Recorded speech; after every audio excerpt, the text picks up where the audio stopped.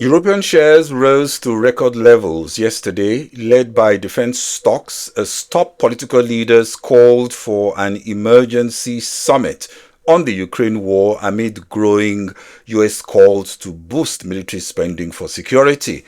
European bonds slipped as likelihood of greater military spending could force governments to step up borrowing in the coming years. Analysts say an early resolution to the conflict in Ukraine could deliver positive growth dividend for Europe, including improved consumer confidence, lower energy prices, and easier business environment. All this as France hosts an emergency summit on Ukraine after the US suggested Europe would have no role in any talks this week in Saudi Arabia aimed at ending the conflict soon.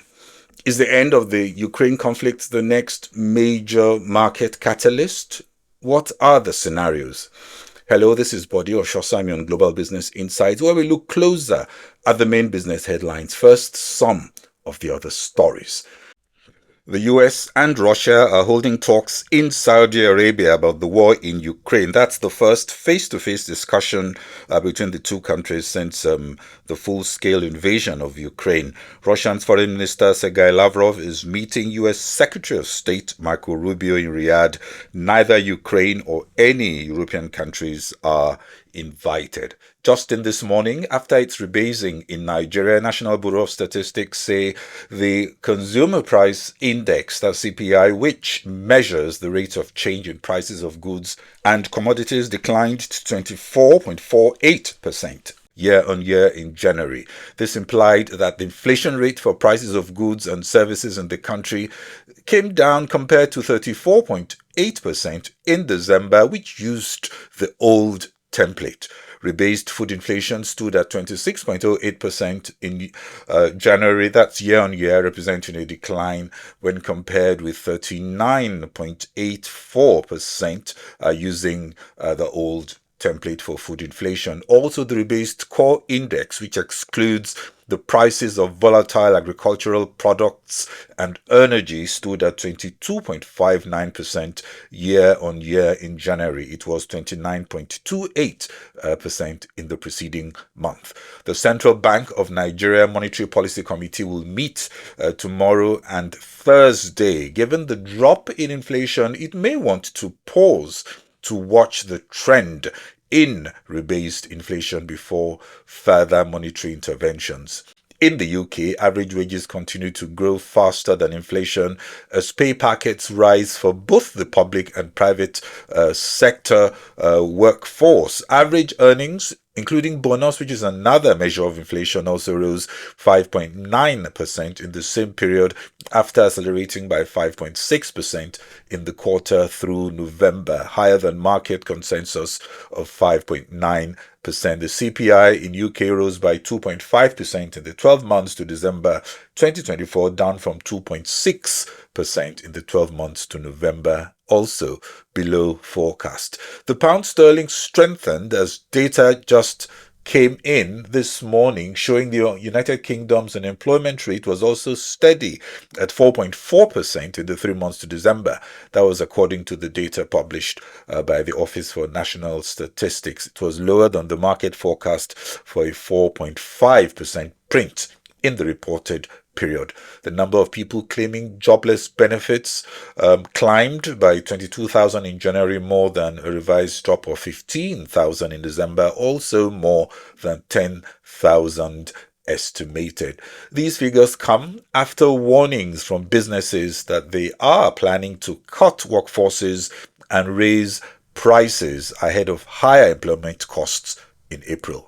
South Korea has banned new downloads of China's DeepSeek artificial intelligence chatbot until improvements and remedies are made to ensure it complies with the country's personal data protection laws.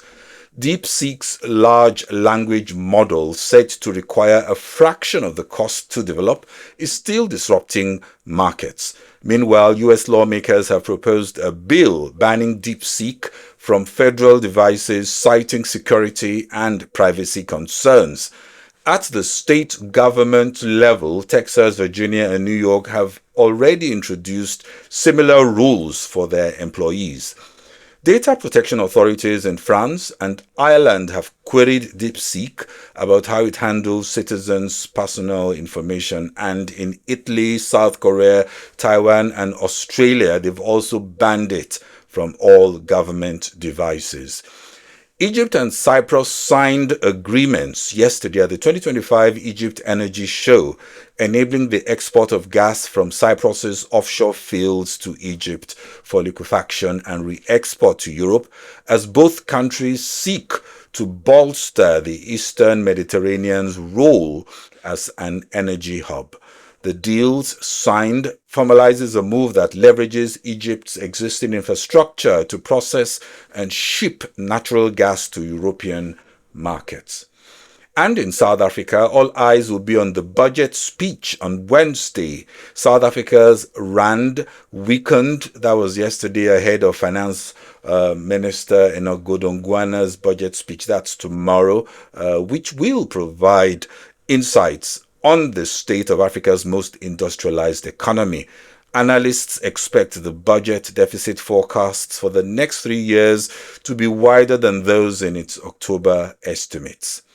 Brent futures mostly steady, as it was reported that OPEC Plus sees the global oil market as too fragile to revive production for now. However, we haven't seen or heard a formal decision made yet, but OPEC Plus is more likely to be concerned by the needs to balance its budget and keep prices up than listen to Trump to open its taps, as further decline in prices poses political and economic risks for many of its members.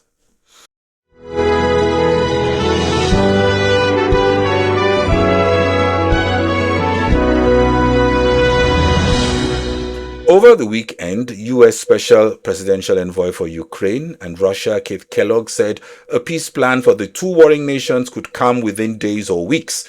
He also said allies and all affected parties are being carried along and interests factored in, but they do not see the need for a large group discussion. But as U.S. Secretary of State meets with Russian officials in Saudi Arabia in preparation for a Trump-Putin summit, it remains unclear what the end game could be. For sure, the costs of this war has been mounting to unsustainable levels, and the collateral damage has been quite high. Ukraine has managed to defend about 80% of its territory with an adversary unlikely to make major new advances. Still, it will be difficult to forgive the more than 150,000 well-documented violations of the Geneva Conventions by Russian forces since 2022, plus over 500 testimonies describing the systematic practice of abduction, arbitrary detention, and torture, including beating and electrocution, which is seen as official Russian policy in all the areas seized by Russian troops from the initial phases of the war up to the past year. For Ukrainians, they see this as existential. And like Churchill used to say, there can be no deal when your head is in the mouth of a vicious tiger. The guarantees will have to be very strong. Indeed, no deal may look even better than a bad deal in this case, while the determination to keep fighting a costly war to defend ruined rubble must also seem absurd. But fighting for now looks better than any peace that comes without allowing Ukraine into the NATO alliance. The cost has taken its toll on the resistance, and more Ukrainians, about 38% from 32% according to a poll, acknowledge that fully restoring previous territorial integrity may be out of touch with reality. 51% still opposed any concessions, understandably uncertain if granting Russia control of conquered territories will be enough to avert further invasion. Putin is making, albeit futile, efforts to see that Russia benefits economically to sell this war to its people. And although support also came from China, India, Turkey, Middle East, and other allies in the BRICS alliance to blunt the impact of sanctions, the economy has just barely avoided an obvious downward spiral. The business case in terms of contributions to the Russian economy by acquiring devastated wasteland with labor shortages and severe supply chain and economic bottlenecks is very weak. The cost of revitalizing conquered lands will be high, and Russia may just want a face-saving solution out of a pointless Pyrrhic victory. The other not minor complication is how the $500 billion bills will be settled. The US proposed an economic pact involving a pledge of Ukraine's mineral wealth and assets in exchange for Washington's support. But so far, Zelensky says the offer lacks specific security guarantees, though it makes financial support easier to sell to the US Congress. Still, we see three scenarios developing going forward as talks begin. The first is seen to be the best outcome, where in exchange for NATO membership, Ukraine offers a peaceful, transparent process that reunifies part of conquered territory with Russia. NATO membership and peacekeeping forces all will go together to manage the process, giving a peace dividend and reconstruction, and that will entail, of course, a major defense budget addition by NATO to keep Russia at bay. But this deal allows both parties to claim some kind of win and bear costs as equally as possible. Trump can leave Russia with no choice but to accept, though Putin so far has said Ukraine NATO membership is not on the cards, and Trump is not pushing this option. Those seeing this as the best scenario say Russia is not likely to attack a NATO country and may be satisfied with concessions on reunification. The worst case is for negotiations to break down and Russia to ramp up further attacks, emboldened by the US reluctance to provide significantly more finance or weapons to worsen the conflict. This could drag Europe into a recession as costs mount. Russia could also be plunged into a worse inflationary spiral, and as sanctions on its oil bite, energy costs could also go up. This could encourage further conflict escalations elsewhere as China gets bolder in Taiwan. The third scenario is if we get an extended truce with some sort of peacekeeping arrangement with NATO membership, not on the table in the near term, but promised based on conditions in a medium-term time frame. A special peacekeeping force or mechanism will be part of this agreement, which will come with many conditions. The US, Europe, and China will need to unify around this truce, leaving Russia with little choice. Needless to say, this will be a very fragile arrangement, and the uncertainty will weigh on any economic dividend. For now, we gather that European countries are undecided on sending troops, as Germany, Poland, and Spain are said to have signaled reluctance to dispatch peacekeeping forces to the war-torn areas. The UK has offered to put boots on the ground as countries pledge to boost defense spending. So it's looking more like scenario 3. Ukrainian President Volodymyr Zelensky said yesterday that Kyiv would not recognize any negotiations from which it was excluded. For Europe and US, financing the irrational destruction, the politics is speaking increasingly against a continued conflict, and Trump has staked his presidency on ending this war.